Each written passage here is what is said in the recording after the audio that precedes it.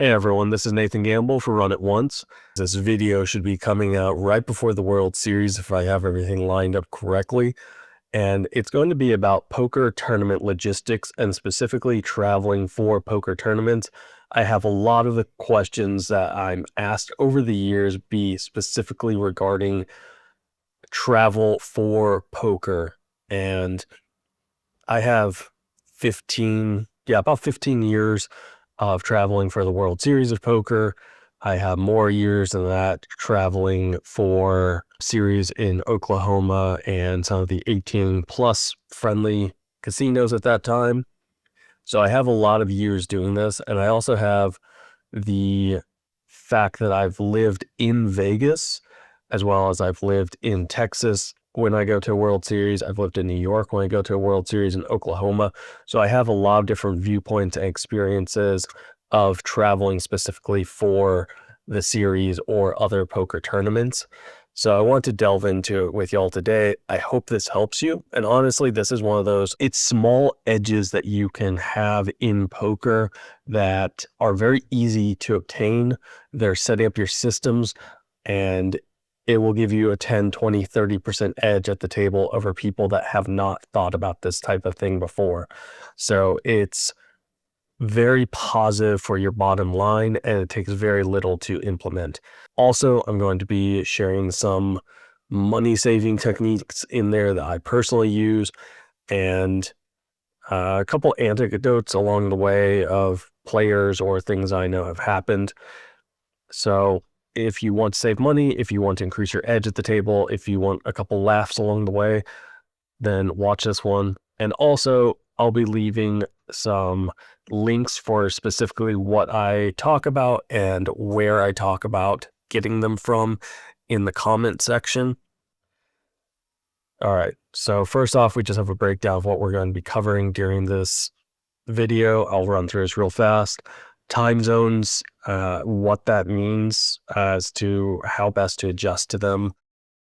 So what you should play during the summer, how you should get that information, finances of how you're personally positioned, what that means for you, and if you are more liquid in cash or in crypto or online currencies, lodging, where you should stay. Very, very vitally important. A lot of people don't even think about this. Transportation, everything from the airport to where I personally recommend getting a car or if you should get a car. What's in that bag? You know, people talk about it all the time. And I think there's a couple articles up on WSOP. I think I've probably contributed to those articles on WSOP before, Poker News, whatever it is. But it's actually very important as to what you have in your bag and how to optimize, especially the nutrients. Dinner breaks, if you're planning those out or if you're not planning those out. Friends, should you see them? Should you party? You know, what's it really going to do for your bottom line? What is the purpose of your trip? And then what if you make that final table? What if you win that bracelet? Time zones. So this one I personally experienced for the first time last year. Is my first year when I was living in New York. I haven't played much poker, or much live poker being in New York. Most of it is online. I'm not playing late hours, so I'm going to bed at 10 to 11 p.m. in New York Eastern time. That's 3 hours ahead of Las Vegas. So I was going to bed at between 7 and 8 p.m. Las Vegas time. And then I'm going out to the series and I'm trying to stay up till 2 p.m. to finish a tournament. That's a 6-hour difference. I couldn't play my best. So what I started learning, because of trial and error, because the first week or two of the series last year, I didn't cash. I had 0 cashes for 10 tournaments or something like that, which is very, very, very abnormal for me. I'm usually making a final table, at least by that point, have 3, 4, 5 cashes under my belt. So it was very emotionally and mentally draining and also a big drain on the bankroll. So for me personally, I'm getting to Vegas earlier this year. I'm going to be there 3-4 days in advance. I'm going to be specifically working on staying up later in the week or two before in New York. And then when I get there in town, I'm going to just play a few cash games until midnight or so that I can just start building that endurance up. And I'll also have to have some type of caffeine in my bag just in case. And we'll get more into that into snacks and stuff. But it literally cost me, I would say, between $10,000 and $20,000 last year, just not adjusting for time zones. So think about where you're coming from. If it's in the States, you're looking at a 3-hour max time zone, but it can be devastating to your tournaments if you're not staying up late enough. So make sure you start trying to adjust your sleep schedule a week or two beforehand, and if possible, get to Vegas early. If you're in the rest of the world, anywhere else other than North America, you potentially have a 12-hour or more time zone difference. So you have to find what works for you. You need to maybe get to the States a week early or 2 weeks early, whatever's practical for you. But you need to start adjusting your time zones to fit with Las Vegas tournament poker, if that's what you're planning on playing, tournament poker, and know that you will be playing until 2 a.m. Las Vegas time. Very critical, and otherwise you're going to blow a lot of money. Then we get to tournaments or cash games. There's two big ways of going about the World Series. A lot of people just want to play tournaments. A lot of people just want to play cash games. It really depends on what your preference is. It depends on what you want to get out of it. So I have a couple resources. This one came across my desk recently. It's on Twitter. It's by Kim Unger. She goes by Wizard of Viz on Twitter, and it's a guide to 2026 Summer Las Vegas poker scene. So you can go in there, you can adjust and say no limit, PLO, women's events, seniors events, I think satellites. There's a couple other tabs that you can choose, and it will tell you the tournament series that are happening all across Las Vegas. So Aria, Venetian, the Wynn, the Horseshoe, Bellagio, anything and everything. And the other one is kind of the more well-known one. It's by Kenny Hallert, 2-time main event World Series of Poker final tableist.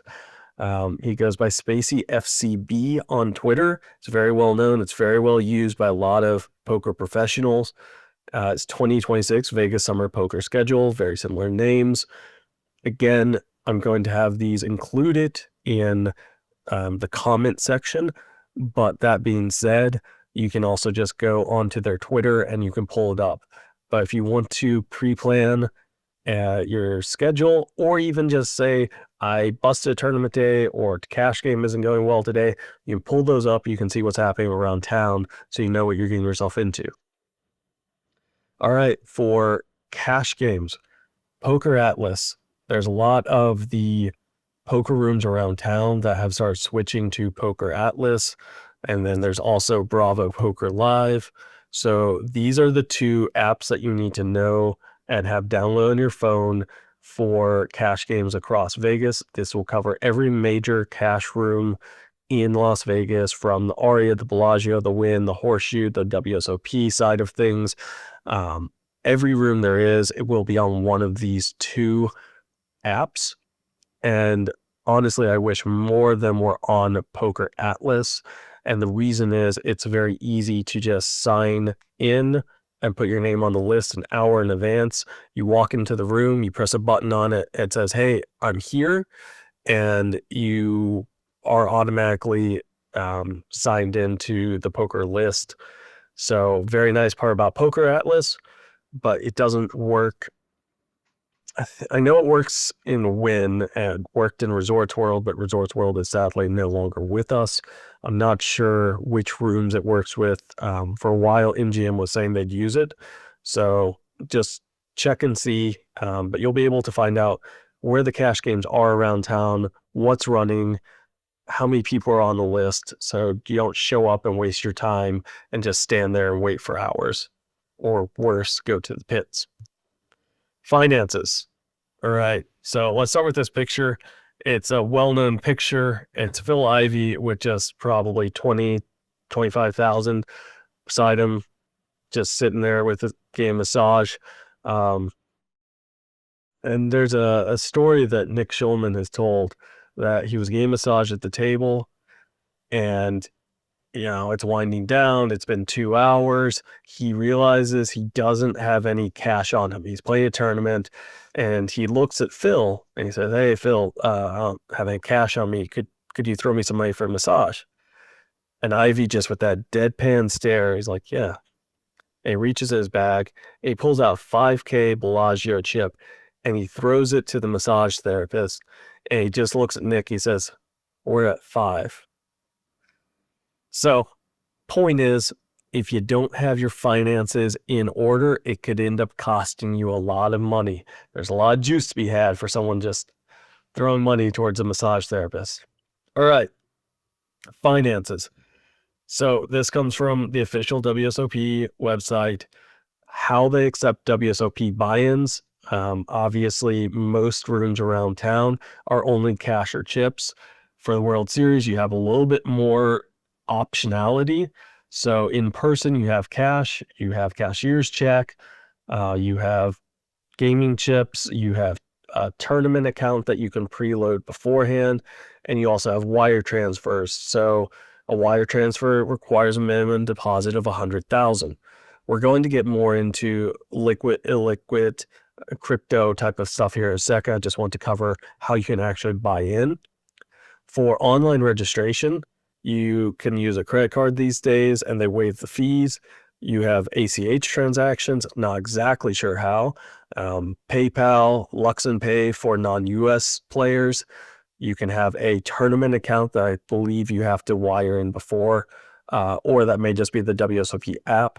You have WSOP online qualifiers and landmark satellite winners. So really what you need to think about beforehand is how much money are you trying to take into Vegas? So how are you getting that there? If it's $5,000, $10,000, you can do it in cash. Well, do you have that liquid? Do you need to move around stocks, or do you need to move around crypto? Or how is it getting into your bank account and actually being transformed into cash if you don't actually have a live bankroll on hand? So that's important to understand and to know. Next is, okay, if it is crypto or if it is on a poker site, can you get that into, say, PayPal or into your bank account? And then you can use a credit card or PayPal to buy into the tournaments. So if you're starting to look into moving a large quantity of cash, you have to be understanding that you're probably either driving or you're flying to the World Series of Poker. And while it is not illegal to have cash on you, there's been a lot of documented cases about people running into issues with the law because they get pulled over, they ran a red light, they get flagged from TSA, whatever it is, and the amount of money is not what a normal person will carry, and it will get confiscated until the person can prove that that money was theirs through legitimate gains, whether it's a business, through work, through poker, whatever it is.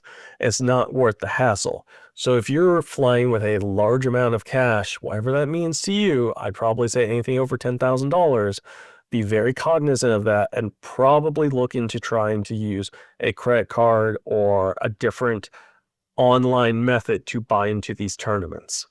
So there is a story back in the day. There's some well-known advantage players. One of them is RX Gambler, and she was a poker player for a while, but they were down in the Bahamas. I believe they won over $120,000 playing blackjack at Bahamian Casino. They flew back through, they stopped over on their way to final destination in Atlanta, and right before they got onto the flight, then a agent came up to them and essentially confiscated the $120,000 and said, "You can fight if you want, but you're not getting on that plane, or you can get on that plane and we'll deal with it." And it took them about 2 years to get their money back. They went through lawsuits, they went through court cases, and they essentially had to threaten to sue the US government. You can look this one up, RX Gambler, forgetting her actual name, I know her moniker, but just keep in mind that how you get your money in and out of Vegas really does matter, and you need to get everything lined up as early as possible. Lodging, vitally, vitally, vitally important. A lot of people will just stay at the series, at the Horseshoe. Some people get a house with friends. Where you go matters. You can jump on Airbnb. I personally do this for the majority of my time in Vegas if I don't live there during that time of the year. Um, there's a lot of good options. I personally like living off strip. It's a little bit more of a hassle to drive in and drive out every single day, but you'll have a kitchen, you'll have your own space, you'll have a little bit more safety and security. And when I say that, there was a story from when the World Series was running at the Rio that Sean Deeb was staying on premise. He wanted to be in and out of tournaments as fast as possible. And someone broke into his room while he was sleeping and was stealing his money before Sean woke up and ran the guy out of the room. Casinos are not inherently safe. Robbers and thieves know that there's large amounts of money in town. They know that there's a lot of money in those hotel rooms. They can bribe people. They can break into rooms. Having a place off campus, to me, is a safer prospect than being on site, but you have to weigh the pros and cons of what's available to you. Vrbo is another option, same vein as Airbnb. I've usually found it to be a little bit more expensive, but that being said, sometimes you'll have a little bit nicer options available to you. And just a word of note for Airbnb and Vrbo, always double check, especially in Vegas, where you're going to be in town. There's some not so nice areas in town, specifically on the east side of Las Vegas. So I would personally recommend you look into Summerlin and that northwest quadrant, which is going to be Centennial Hills. You look down into the southwest quadrant, Blue Diamond, and then you also look into Henderson. But avoid the eastern side of Las Vegas for safety considerations. Obviously, if you have any type of status, you're able to get some free rooms, take advantage of them when and where able. MGM is a great one. Bellagio specifically is right across the street. Aria is another nice one, Aria or Cosmo, because you can walk across the bridge into Planet Hollywood and it's just down a little ways into Horseshoe. So Caesars, let's see, across, obviously, you have Horseshoe and you have Paris, you have Planet Hollywood. Across the street a little bit is Link as well as Caesar's Palace.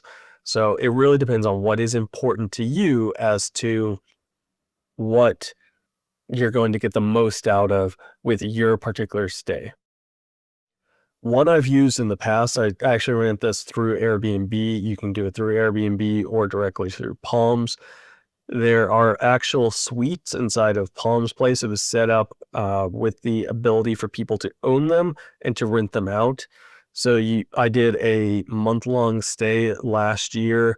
It's right across the road. It's a 5-minute drive from Palms to the Horseshoe parking lot. Has a in-suite where you have your own private bathroom that's nice. You have a kitchenette, and then you have your own living room and bedroom. So that's a really nice kind of middle ground option where you're not on site in the casino every day, but you're not going and renting a full house just for yourself. Okay, so travel. There's going to be a breakdown here of cars and flights. We'll get to flights in a second. I'm just showing you here on a little video I put together of where I recommend going and the pricing. So this is Costco travel. It's worth it to be a Costco member specifically for rental cars. So I did June 1st to July 1st. It has all the major brands. You're not renting from Costco. You're not having to go to Costco. They just negotiate better deals for you. So this is a full 30-day period. Cheapest one on here was an electric car for $1,035. That comes out to, $34 a day. There's no hidden fees. I use them all the time. $34 a day. Most people complain about rental cars, say, oh, it's 70, 80 bucks. I can't afford that. And I wouldn't get a car either if it's, that much. I would just Uber everywhere. $34 a day. That's literally, a trip and maybe a trip back if you're lucky in Uber. I personally like the convenience of having a car on hand, and it makes my life so much easier. You can go to a grocery store, you can go off campus for much better, much cheaper food. You can go get good coffee. You're not feeling it that day. Maybe you go off and go for a hike. Whatever it is, having a car to me is imperative. Now, you have to figure out how long you're going to be there, how much you care about being directly on the series or having the ability to travel. But I recommend if you do get a car, it's worth it to get a Costco membership. I think it's 60 bucks, 90 bucks, and it will literally pay for itself right there in the amount of savings that you have in renting a car. As I said, I think electric is 1,035. A normal non-electric gas car was like 1,100 bucks. So compare that to anything else you have out there. I guarantee it's cheaper. All right, for actually flying to Vegas, I use SkipLab. It's just a search engine that searches all the flights out there. It will tell you if it's likely to increase or decrease. It will tell you the price across the board. I personally filter to direct flights. I don't like having to mess with stops and layovers. That's one of the things for me with flying. It just causes more issues. So I have this one for, I believe is the same example date of June 1st as a direct flight. JetBlue is the way to go for this one. I'll include a link for that one in the description below. I use it for World Series and poker travel. I use it for all of my travel. It just has the best search engine that I personally like in it. All right, so let's talk about that bag. Snacks and others. So for me, I need snacks. I have to be eating throughout because we'll start a tournament at 2 in the afternoon and we'll go till 2 at night. Maybe we get a dinner break, maybe we don't. We'll cover that one later. But I don't want to be hungry. I don't want to have a brain fart. I don't want to get hangry at someone just because I didn't eat. So I personally have found these protein bars. They're called David bars. They're high in protein and low in calories. It looks like what I'm seeing. It's been a while. 28 grams of protein, 150 grams or 150 calories, zero sugar. They taste good. They are high in protein, low in calorie. They're perfect for playing poker.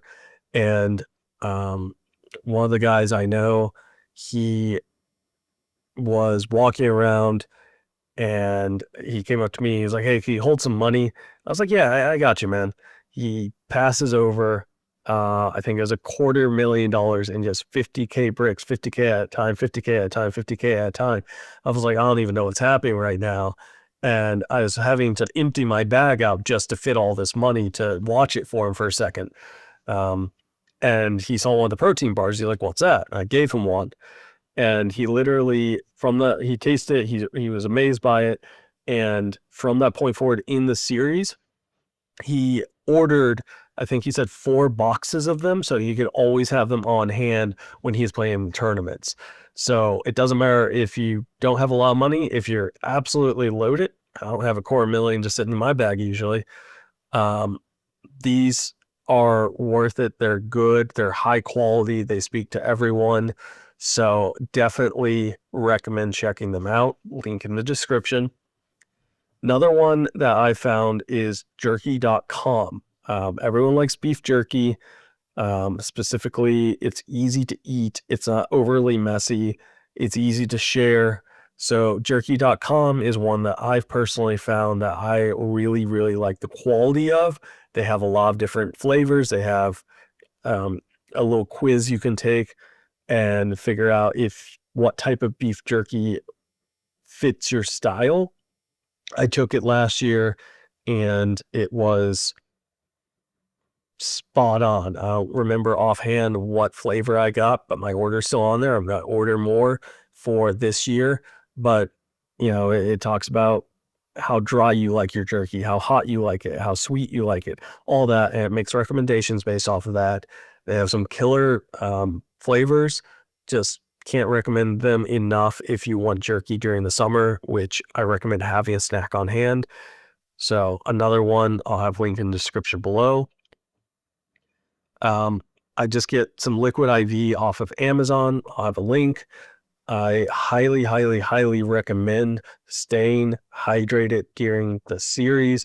And what I'll personally do is I'll have a liquid IV in the morning. It enhances hydration and it's sugar free. It just gives you some electrolytes. And then I'll drink water throughout the day. And when I go to bed at 2 o'clock at night, I'll have another one to just kind of help my body reset and have all the minerals and electrolytes it needs to function at a high level. So highly recommend, liquid IV for me personally is great. There's many other brands out there. That's the one I use. A humidifier. If you are coming from anywhere outside of Las Vegas, you will probably get sick. You will probably get a bloody nose and you will probably feel miserable at some point during the series. And a lot of that is connected to a lack of humidity in the air. So I personally recommend getting a humidifier. The one I have on the screen, I think is $45-50. I put a link in the description for Amazon if you want to get that one specifically. It's just a humidifier that goes in your bedroom. It covers, whatever size room that is, and it will help you enormously to not get sick and to not have those issues, which will also allow you to sleep better, which will allow you to perform better during tournaments and cash games. Now, last one. This one is just a hoodie, warm clothing. This one is Rampage in particular. I pulled off of this website.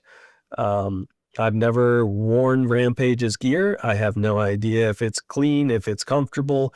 It looks good. I haven't personally worn it, but I just always recommend having a hoodie or a jacket in your bag. It can get anywhere between, I would say, 40 degrees and 140 degrees inside of the Horseshoe and Paris. You never, never, never know. So just have them on hand, have an ability to stay warm at all times. Dinner breaks. Where should you go? What should you pre-plan? I personally like to make dinner plans during the series, and I love to break those dinner plans because I'm running deep into an event. So know who you're getting together with, know who's playing the tournaments that you're playing, and if they could go ahead and walk to a restaurant and have a table waiting for you. Let's say you're on day 2 or day 3 of a tournament. If you try to finish, you have an hour break, you rush over, and they have no tables for 15 minutes, you're probably not going to be eating food. So if you have some friends, you can have them like already set up waiting for you at the table. It's beautiful. So where should you go? Personally, there's 3 options in my head for a dinner break during a tournament time, that hour-long one. A lot of options if you're just in a normal cash game scenario. So much good food around town. I have 1,000 recommendations. Ask me in the comments and I'll let you know some of my favorites. But tournament time, we have Paris. There's a few good options over there. There's, let's see. I think it's Montagabi. I don't remember. Yeah, you can just literally walk around Paris. There's options over there. Horseshoe, you have Guy Fieri's place. You have the little promenade right outside of the casino. It has a hot chicken and I think a falafel place, things like that. You even have down in the basement, not a lot of people know about it, but there's like burgers and pizzas. I think it's a Shake Shack down there. I don't recommend going that route because you're going to eat that food and it's very heavy food, and then you're going to be weighed down after dinner break. And there's a lot of people that'll bust right after dinner because they overate and now all their blood is in their stomach, not in their head, and they can't think properly. So I recommend eating on a healthier side if you're able to. And that is what I do. So for me personally, I will try to take my car that I rented, which I recommend, and go over to a place called Foodie Fit. There's 2 or 3 locations across Las Vegas. You can Google it. I'll have a link down in the comments below. They focus on food that is intended for high protein, low carb, low fat, and it's intended for people that work out. It's intended for people that just want a little bit of a healthier lifestyle. I ate it when I was living in Vegas consistently. I ate it when I worked out consistently. I ate it when I played poker consistently. I ate it even when I wasn't playing. It's actually very, very good food. You can pop it in a microwave and eat it. They have some wraps if you want to take it into the poker room and have something you don't have to heat up. You can eat some of it cold. It's really, really good. It's very inexpensive. You think about Vegas in particular, that Vegas is a very expensive place to be for the summer. You're going to go off for dinner with friends and you're going to drop 50 to $100 on food and drinks. If you're looking for a cheaper, healthier, faster alternative, I'll personally, as soon as I get to Vegas, I'll drive over to Foodie Fit. I'm going to put about 10 to 20 of these in my fridge, and I may re-up one more time, but I only make 1 or 2 stops over there. I'll have them all waiting for me at the house, and I'm going to just load up. I'm looking at here. This is today, right now, April, let's see, where are we at? April 21st, as I'm recording this video. This was part of the menu. They have another 20, 30, 40 items. But I'm looking at it's $9, it's $11. So they're very cheap, they're very reasonable. So I could spend, say I go expensive, I go the $11 one. I'm going to spend $33 if I ate there every day for my meals. $33 versus $100 for dinner. Highly recommend. I'll have the comments and the links down below. Now, friends. Friends are vitally important to what I believe is the poker experience. I think there's a balancing act that a lot of people fail. You have one of 2 ways. You either have the robot who will not go out with people. He will not see anyone. He is there to play poker and play tournaments, and that is it. And he is going to probably do very well, but he's going to have a very imbalanced life that is not a lot of fun. Other side, you have like the Jay Farbers. They want to go out, they want to go clubbing, they want to drink, they want to do some substances from time to time that are questionably legal, and the poker is a secondary thought. Personally, I would recommend finding a balance between the worlds. If you are 100% a party guy and a go out with friends guy, and tournaments and poker is secondary, maybe we try to tailor that back. Maybe we try to do 80% tournaments and 20% going out, or find your levels. Personally, I think that's a great level. For me, 80% poker, 20% going out with friends, maybe even 10%, but you have to find that balance. You have to find that joy. And that's a lot of the reason that we all look forward to the World Series, is to see people we haven't seen in years and hang out with them. So I just recommend you find that balance and try to not go too hard one side or the other. Now, what if you get so close? That was a close one. That was last year. Our 10th place right there. I think that was a 10K deuce to 7 low ball.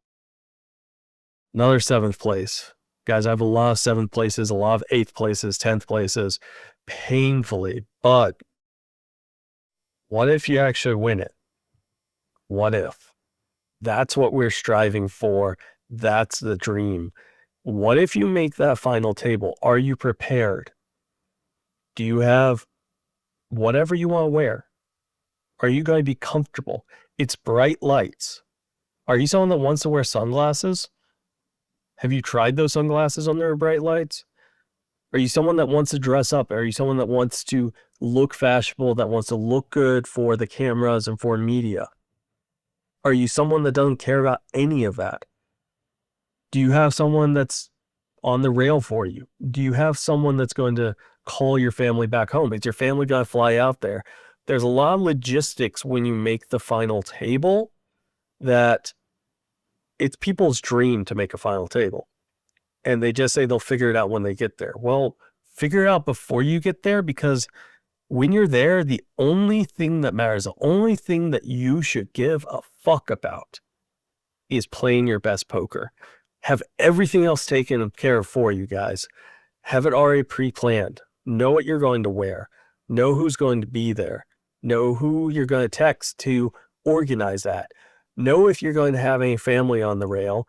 And if so, let them know that you can't pick them up from the airport. You can't, tell them where to go. Here's someone else's number. They're going to handle it. So all of this is intended to increase your EV, not from playing, not from studying, but from the ancillary things that come up in the poker journey that will just position you better than the rest of the field. I guarantee you, if you actually stop and you think about all these type of items and you understand the logistics that you're aiming for, you are going to increase your equity in the tournament by 10 to 30% over the field. So a lot of you are going to study. That's great. Just stop and take 10 minutes and plan out your trip, plan out your series. So I hope to see a lot of y'all this summer. Let me know how it's going for you. And I look forward to seeing y'all next time as we delve back into a little bit more of the traditional videos. Take care, everyone. I'll see y'all this World Series.